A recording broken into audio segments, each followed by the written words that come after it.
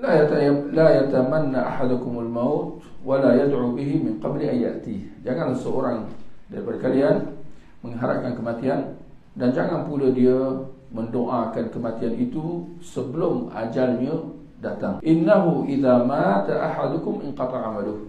Sungguhnya sekiranya seorang daripada kalian mati, maka terputuslah amalnya.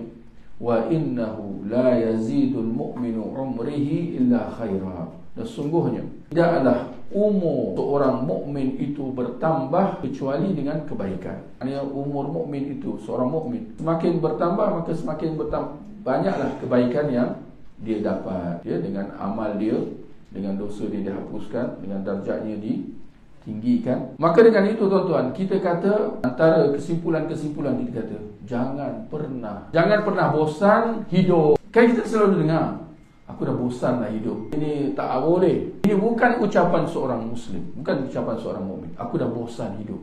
Kenapa kita tak boleh nak kata aku dah bosan hidup, tuan-tuan? Anak-anak saya kan, kalau dia orang pergi sekolah kan, malah lah pergi sekolah, bosan lah pergi sekolah. Baru sekolah rendah dah bosan. Aku PhD 8 tahun tak habis, baru je habis. Kan, umur 40 lebih baru habis. Kau sekolah rendah dah bosan. Itu jawapan saya kat dia lah. Tapi itu mungkin bab lain kot, bab sekolah kot. Dia bosan hidup. Maknanya dia sudah bosan apa? Dia dah bosan beramal. Mana boleh bosan beramal? Betul tak?